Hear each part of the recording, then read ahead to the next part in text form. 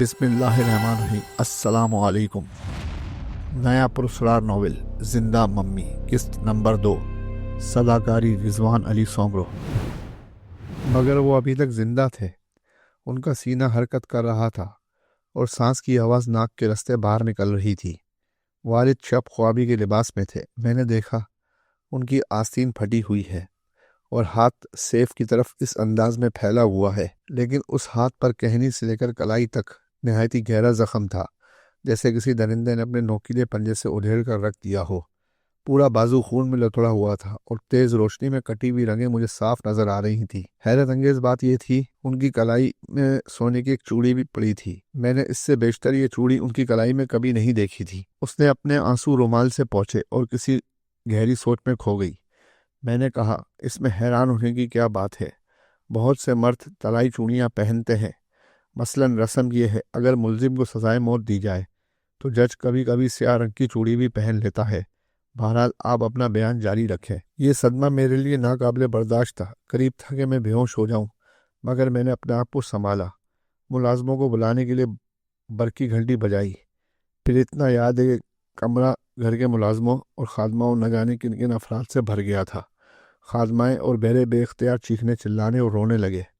پھر انہوں نے والد صاحب کو فرش سے اٹھا کر صوفے پر لٹا دیا۔ ہماری ہاؤس کیپر مسز گرانٹ نہایت ہی ہوشیار خاتون ہے۔ انہوں نے ڈاکٹر کے آنے سے پہلے والد کے ہاتھ پر پٹی باندھی تاکہ خون نہ بہے۔ زخم خاصا گہرا تھا، کسی چاقو یا چھری کا معلوم نہیں ہوتا تھا۔ میں نے اسی وقت ڈاکٹر اور پولیس کو بلانے کے لیے آدمی دوڑا دیے۔ میرا ذہن بہت حد تک معاف ہو چکا تھا، کچھ سمجھ نہیں آ رہا تھا کیا کروں۔ پھر یکایک خیال آیا، میں نے خط لکھ کر اپنے کوچبان کو آپ کے پاس بھیجا۔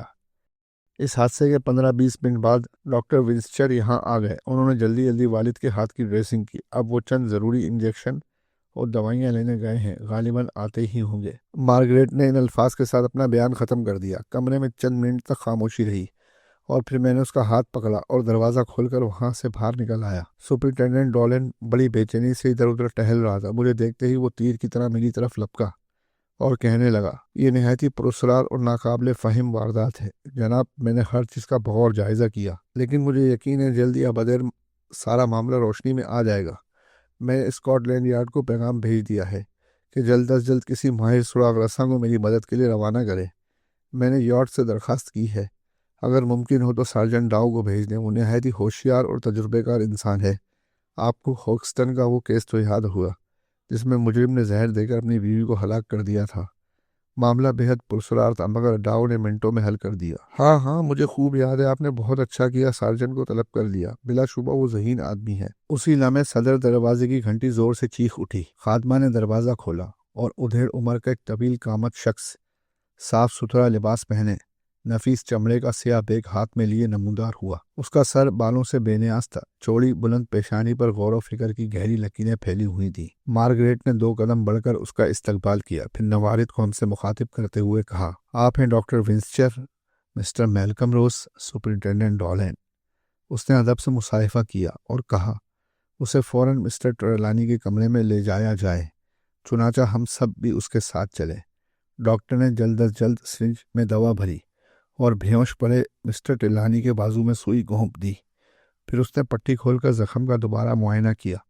سفید رنگ کا کوئی سفوف زخم پر چھڑکا اور پٹی دوبارہ باندھ دی۔ اس دوران ڈولن سے بھی زخم کے بارے میں کچھ کہتا جاتا تھا۔ پولیس آفیسر اپنی عادت کے مطابق ہر بات نوٹ بک میں درج کر رہا تھا۔ ایسا معلوم ہوتا ہے زخم کسی تیز دھار اور نوکیلے اوزار کے ذریعے لگائے گئے ہیں۔ گوشت کے ریشے اس صفائی سے کٹے ہیں کہ مجھے حیرت ہوتی ہے۔ اس نے مس ٹریلانی کی طرف مڑ کر کہا، اگر آپ اجازت دیں تو میں ان کے ہاتھ سے چوڑی اتار لوں۔ میرا خیال ہے اس کی کوئی خاص ضرورت نہیں، ہاتھ میں پڑی رہنے کے باعث یہ زخم کو نقصان پہنچا سکتی ہے۔ مس ٹریلانی نے غمگین لہجے میں جواب دیا، ڈاکٹر مجھے آپ پر پورا اعتماد ہے، جو چاہے کریں، لیکن اتنی درخواست ضرور ہے۔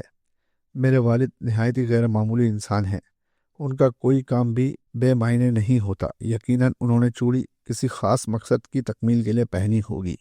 آپ کہتے ہیں یہ زخموں کو نقصان پہنچا سکتی ہے، اسے الگ کرنا ضروری ہے۔ بہرحال آپ ہر کام سوچ سمجھ کر کریں۔ میں نے اور ڈولن نے اس بات کی تائید کی۔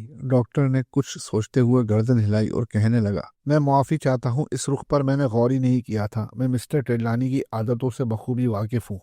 بلا شبہ وہ کوئی کام بلا مقصد نہیں کرتے، ضرور اس چوڑی میں کوئی نہ کوئی فائدہ ان کے پیش نظر رہا ہوگا۔ یہ کہہ کر وہ جھکا، چوڑی کو غور سے دیکھنے لگا، پھر اس کے چہرے پر حیرت اور خوف کے ملے جلے اثرات نمودار ہوئے۔ اس نے کوٹ کی اندرونی جیب سے محدب عدسہ نکالا، اب اس کی مدد سے چوڑی کا معائنہ کرنے لگا۔ چند لمحے بعد اس نے شیشہ ڈولین کی طرف بڑھایا اور کہا، میری تو کل کام نہیں کرتی، آپ بھی اسے دیکھیے۔ یہ چوڑی خالص سونے کی بنی ہوئی ہے، اس پر نہایت ہی عجیب نقش و نگار اور تصویریں سی بنی ہیں۔ کام اتنا نازک اور نفیس ہے کہ پورے انگلستان میں اس فن کو جاننے والا مشکل سے ملے گا۔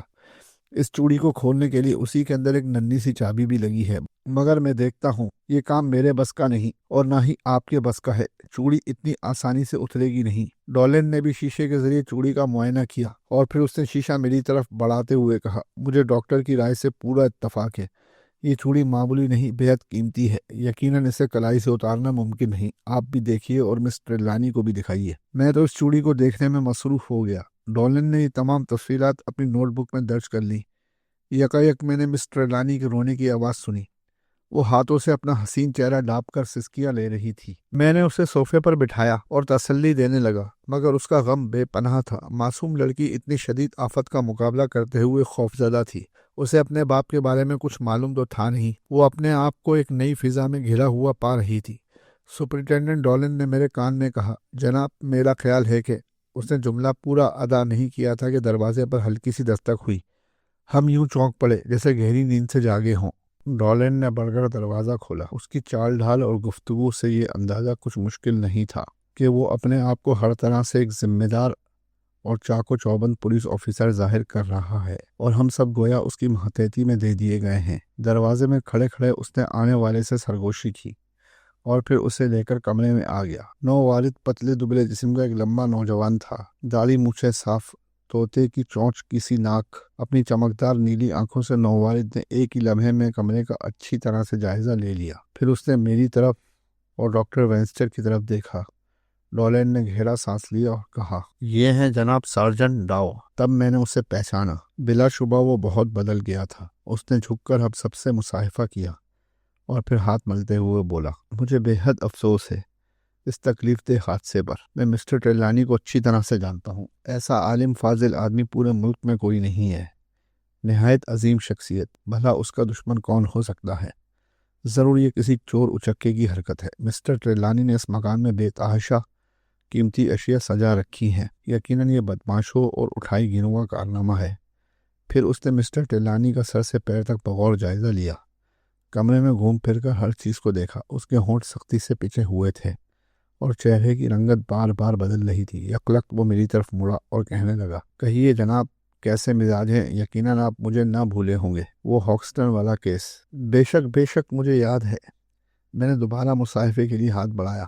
سپرنٹینڈنٹ ڈولین کو غالباً سارجنٹ کی یہ بے تکلفی پسند نہ آئی۔ اس نے خشک لہجے میں کہا، میرا خیال ہے پرانی باتوں میں وقت ضائع کرنا مناسب نہیں ہوگا۔ میں چاہتا ہوں تم جلد از جلد اس کیس کو اپنے ہاتھ میں لے لو، اپنی تفتیش پایہ تکمیل تک پہنچا کر مجرم کو قانون کے حوالے کرو۔ مجھے تمہاری صلاحیتوں پر کلی اعتماد ہے۔ مسٹر میلکم روز بھی یقیناً تمہارے ساتھ تعاون کریں گے۔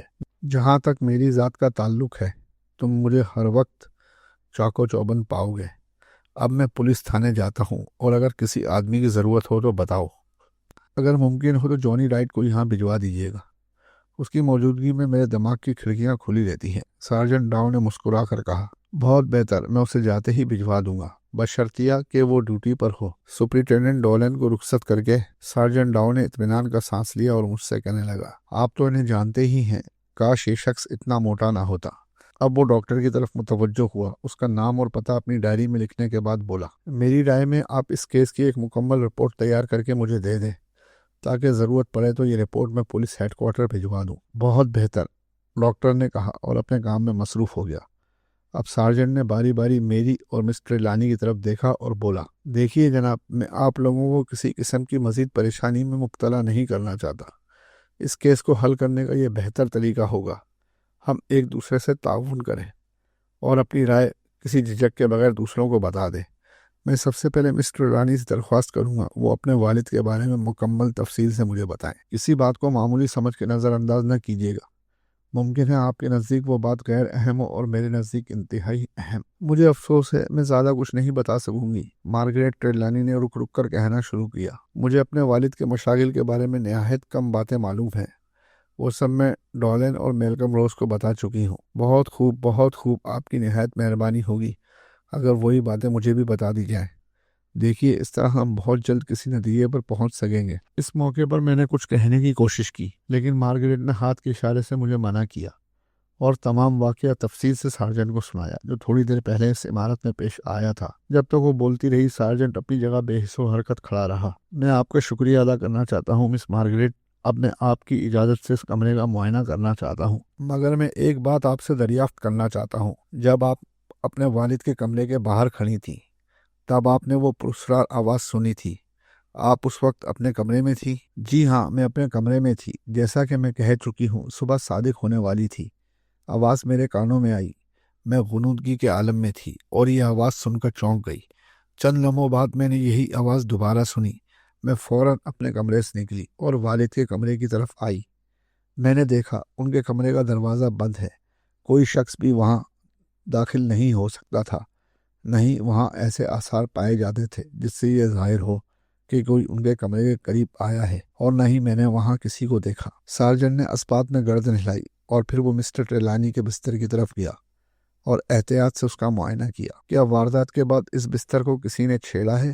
میرا مطلب ہے کوئی چادر یا تکیہ یہاں سے ہٹایا تو نہیں گیا؟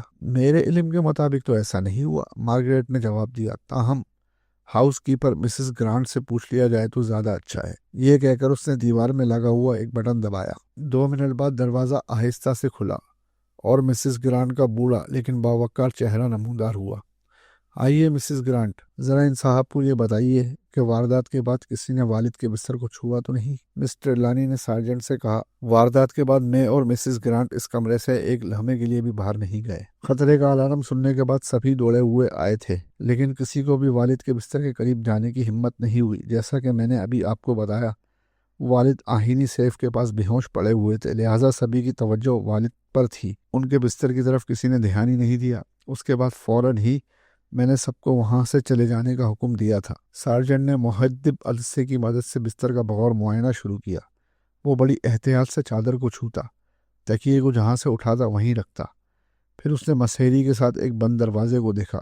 آہستہ آہستہ آہینی سیف کے قریب جا پہنچ۔ سارجنٹ نے سیف کے اگلے حصے اور ایک ایک انچ کا بغور جائزہ لیا، مگر کوئی خاص بات دریافت نہ ہوئی۔ یہاں سے فارغ ہو کر وہ کھڑکیوں کی طرف گیا، ان کا معائنہ کیا۔ تمام کھڑکیاں اندر کی طرف سے بند تھیں۔